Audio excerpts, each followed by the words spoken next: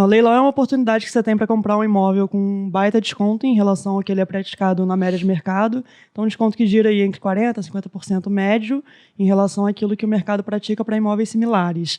Então, quando a gente pensa em leilão, o grande benefício, de fato, é o desconto. Mas por que os imóveis pararam lá no leilão? Basicamente, é sinônimo de cobrança de dívida, né? Então, alguém está devendo, não tinha condições de pagar, ou um processo judicial, ou uma cobrança por um banco, lá como o caso clássico do financiamento, que tem uma garantia de uma alienação fiduciária, e vai acontecer o leilão para que essa dívida seja, então, quitada. Só que o leilão ele precisa ser atrativo, né? A gente tem alguns pontos que são negativos no leilão, como a gente não consegue olhar o imóvel por dentro como a regra.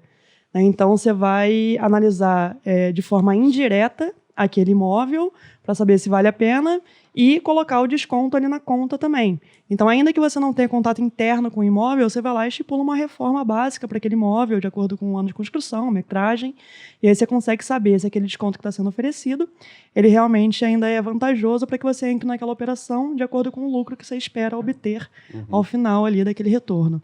Então, para o leilão, a gente entra pelo desconto, só que tem alguns fatores que a gente precisa analisar, inclusive vinculados à própria documentação do leilão e à documentação do imóvel. Pensando do ponto do imóvel em si, né, o que é vantajoso arrematar ou não, a primeira coisa que a gente precisa pensar é qual é o objetivo da arrematação. Porque a gente pode comprar para vender o imóvel e aí ganhar sempre o ganho de capital ali da operação, ou tem quem arremate para deixar o imóvel alugado, gerando lá a renda mensal. Nesse cenário, a gente tem todos os tipos de imóvel em leilão. Então, a gente tem imóvel residencial, a gente tem imóvel comercial, a gente tem terreno. Só que, dependendo da estratégia, vale a pena um ou outro imóvel, né? Eu, por exemplo, em todas as análises que eu já fiz para imóvel comercial, pensando no giro mais rápido possível, na compra e venda do imóvel, o imóvel comercial ele sai bastante em desvantagem quando a gente pensa no imóvel residencial. Então, é mais fácil girar de uma maneira mais rápida um imóvel residencial. Já se a estratégia for para alugar, talvez o imóvel comercial ele consiga gerar uma quantia mensal ali bem superior, né, um rendimento mensal bem superior ao imóvel residencial. Então, em primeiro lugar, é pensar qual o seu interesse. Arrematar para vender ou arrematar para deixar alugado. E aí, desse ponto de localização, a localização, de fato, para imóvel é quase que unânime, né? A localização é muito importante. Só que no leilão a gente tem um grande benefício do preço, né? Então, quando a gente fala de localização de fundo imobiliário, né, um shopping muito bem localizado, por exemplo, para que atraia o máximo de público lá. A gente fala de um imóvel individual no leilão. E aí a localização ela pode ser uma localização secundária, que ainda assim vai ter um grande retorno, já que você obteve um desconto muito significativo na compra daquele imóvel. Então, até costumo falar, né, que boas oportunidades de investimento em leilão vão muito além dos imóveis que a gente gostaria de morar, que é um erro comum ali da pessoa que está iniciando, né? Tentar achar um imóvel com as características que ela procura para o imóvel que ela vai morar. Então, eu, por exemplo, quero morar em determinado bairro, mas isso não exclui que arrematações de imóveis mais populares em bairros mais periféricos sejam muito boas, exatamente pelo desconto que eu estou aproveitando. Legal. Aí, só o ponto é, quando você fala assim, 40%, 50% de desconto. Desconto com relação ao quê? A avaliação do imóvel. Tá. E quem faz a avaliação do imóvel? É a Caixa?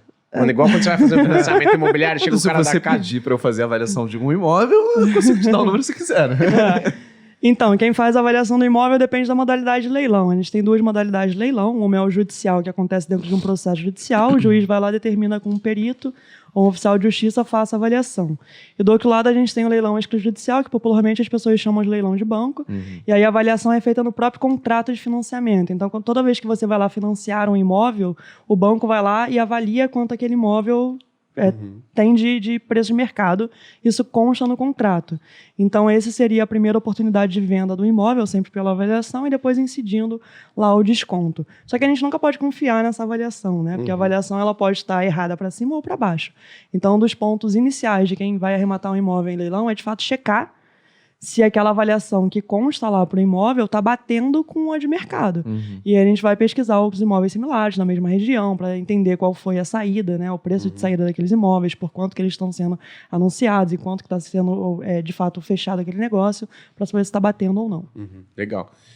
Eu ia te perguntar, a partir de quanto, né, e aí para os dois, a partir de quanto vocês acham que vale a pena a pessoa começar a pensar nesse tipo de investimento no mercado imobiliário? Através dos fundos imobiliários e através do leilão.